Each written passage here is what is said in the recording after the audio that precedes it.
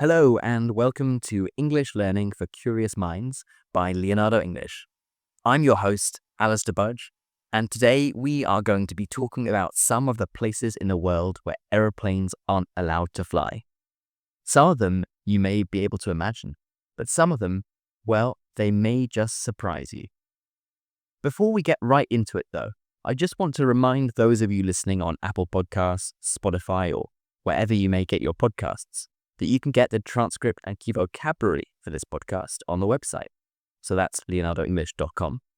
There's also a whole load of information on how to use podcasts to learn English over on the blog.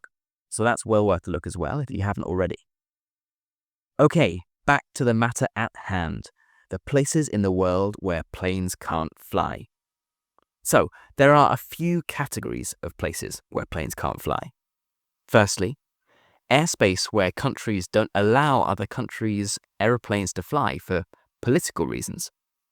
Countries own the sky that's above them, and they can choose to allow planes from other countries to use it, or they can choose to not allow them to use it.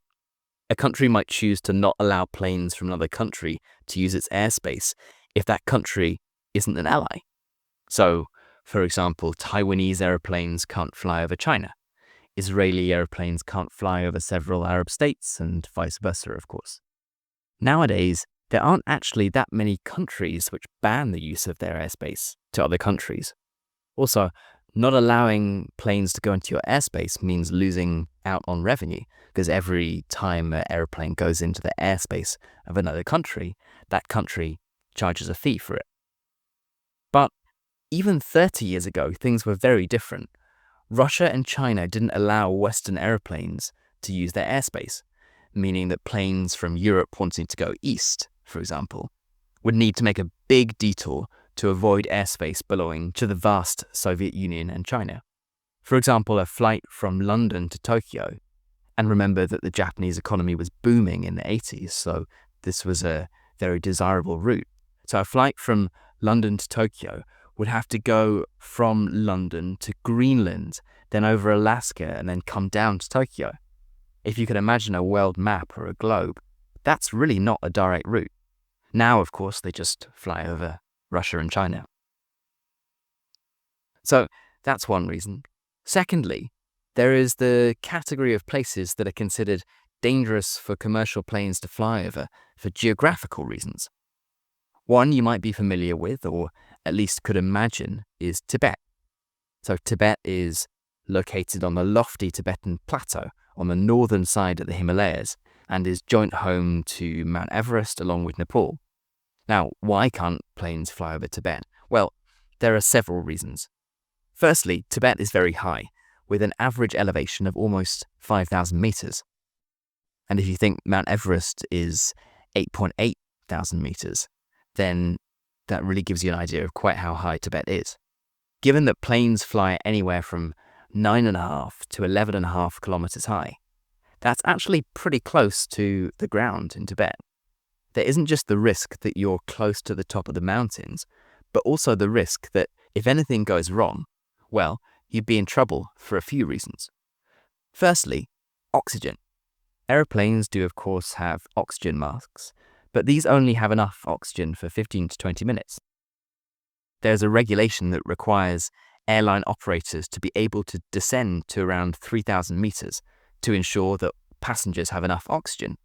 And given that the average height of the ground in Tibet is 5,000 meters, well, going down to 3,000 meters is a bit of a problem.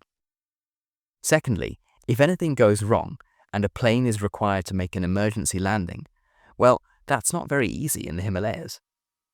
So that's why no planes are allowed to fly over Tibet. There are a few other reasons. So installing and maintaining a radar network in Tibet would be incredibly expensive, and so China just doesn't do it in the Himalayas. If there's no radar network, then there's no way of guiding and supporting pilots, and so they just don't do it in the first place. I should point out that there are flights to Lhasa, which is the capital of Tibet. These will all fly from within China, and as Lhasa is on the eastern side of Tibet, these flights avoid most of the very mountainous region. In any case, you can't fly to Tibet from the west for many reasons that we could group together and say you might crash into the mountains and not be able to breathe, which seems, after all, pretty sensible. It's for similar reasons that you might think that commercial flights don't fly over Antarctica. However, there's another more practical reason, and it's actually an economic reason. It's that there just really isn't the demand for flights to go over Antarctica.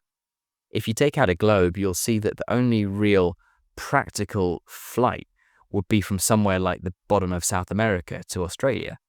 But there just isn't enough demand to warrant the investment in radar stations and equipment to support these routes. So that's our second category, places where it's just not safe enough to fly over for natural geographical reasons. Reasons that are very sensible, such as you may crash into a mountain. Thirdly, there are those places where commercial airlines can't fly because the countries that own the airspace and own the ground underneath it aren't considered safe enough for passengers.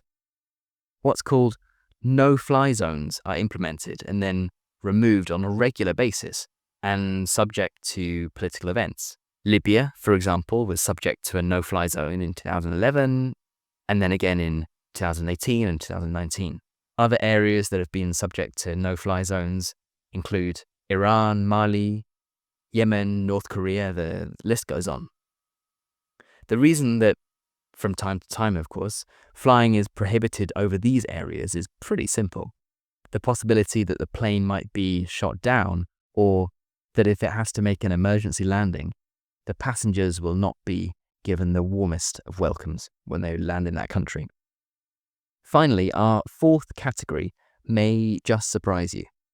Now, if you're wondering what Disney World, Disneyland, and Buckingham Palace have in common, no, I'm not going to make any jokes here about the inhabitants. I'll leave that to your own imagination. Disney World, Disneyland, and Buckingham Palace all have no-fly zones above them, meaning that no planes are allowed to travel at whatever height. In the case of Disneyland and Disney World, it's ostensibly from a security perspective, as this came into place after the 9/11 terrorist attacks. However, other theme parks were a bit annoyed when this happened, as they used to fly adverts for their parks above Disneyland, Disney World. Now, of course, they can't. These aren't the only tourist sites with no-fly zones, though. Machu Picchu in Peru has one, as does the Taj Mahal in India and the Parthenon in Greece. In fact, the entire city of Paris has one. So if you'd been in Paris, looked up at the sky while you were enjoying your vin rouge and camembert or coffee and croissant, and wondered where all the planes were, well, now you've got your answer. I think we'd all agree that being able to enjoy these attractions without aeroplanes flying overhead is a good thing. And if it reduces the possibility of any kind of terrorist attack, well, that's a positive thing as well. Okay, I hope this has been interesting. We've taken a good look at the places in the world where planes can't fly. And now you know what Disneyland, Disney World, and Buckingham Palace all have in common. Stay tuned, as we've got another podcast in the pipeline about who owns the sky. I don't know about you, but I find this stuff pretty fascinating. As always, if you've enjoyed this podcast and want to get notified whenever we release a new one, then just hit that subscribe button.